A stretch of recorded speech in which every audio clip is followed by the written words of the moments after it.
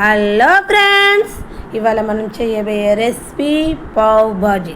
దీనికి కావాల్సింది stove on చేసి ప్యాన్ పెట్టుకొని ఒక 2 స్పూన్స్ నెయ్యి వేసుకోవాలి. నెయ్యి కరిగాక దీనిలోకి మనము 1 కప్పు సన్నగా కట్ చేసుకున్న ఆనియన్స్ని వేసుకోవాలి.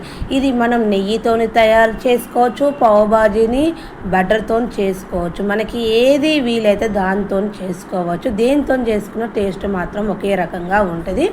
తర్వాత మనకు ఆనియన్స్ వేగాక 1 కప్పు టమాటా ప్యూరీని వేసుకోవాలి. టమాటా ప్యూరీని వేసుకుని ఒకసారి బాగా కలుపుకున్నాక మనం బఠానీ అనేది ఒక హాఫ్ అన్ అవర్ మొదలు నానబెట్టి ఉడకబెట్టుకోవాలి. ఉడకబెట్టుకున్న 1 కప్పు బఠానీ వేసుకుని ఒకసారి బాగా కలుపుకోవాలి.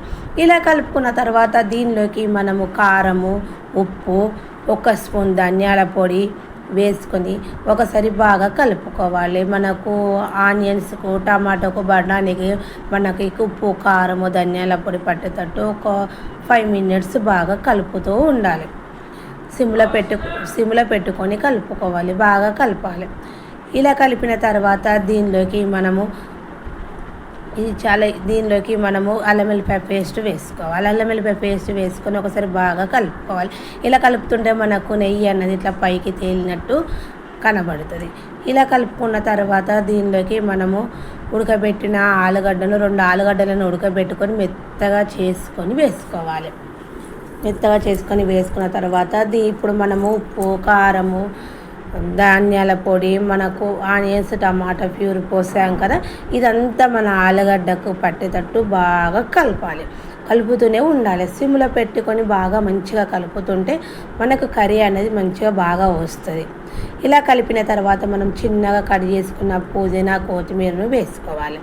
పుదీనా, కొత్తిమీరను వేసుకొని ఒకసారి బాగా కలపాలి. ఇలా కలిపి మూత పెట్టుకోవాలి. మూత పెట్టుకుంటే ఆవిరికి అనేది ఒక 2 మినిట్స్ బాగా ఉడికించుకోవాలి. ఉడికితే మనకు అన్నీ బాగా మసాలాలు అన్నీ బాగా పడతాయి కాబట్టి మనము మూత పెట్టి ఒక 5 మినిట్స్ బాగా ఉడికించుకోవాలి. ఉడికించుకున్న తర్వాత దీనిలోకి మనం పావ్ బాజీ మసాలా వేసుకోవాలి. పావ్ బాజీ మసాలా వేసుకుంటేనే ఇది టేస్ట్ అనేది బాగా వస్తుంది. వేరే మసాలాలు టేస్ట్ రాదు. ఒక 2 స్పూన్స్ పావ్ బాజీ మసాలా వేసుకోవాలి. వేసుకొని మూత పెట్టుకోవాలి. మూత పెట్టుకుని ఒక 2 మినిట్స్ మనకు పావ్ బాజీ మసాలా అనేది మనం తయారు చేసుకునే కర్రీకి పట్టేటట్టు చూసుకోవాలి. మనకు 2 మినిట్స్ తర్వాత మూత వేసి మళ్ళీ ఒకసారి బాగా కలపాలి. కలిపిన తర్వాత దీనిలోకి 1 గ్లాస్ వాటర్ పోసుకోవాలి.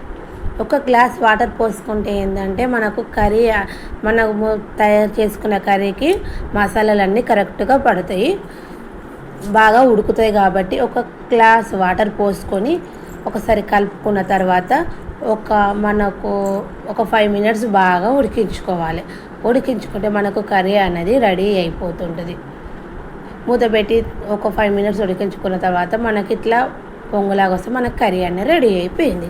స్టవ్ ఆన్ చేసి చపాతీ ప్యాన్ పెట్టుకొని నెయ్యి వేసుకున్న తర్వాత మనం బన్ అనేది పెట్టుకొని మళ్ళీ బన్ పైన మళ్ళీ ఒకసారి నెయ్యి స్పూన్తో రాసుకొని 2 సైడ్స్ బాగా కాల్చుకొని ప్లేట్లోకి తీసుకోవాలి.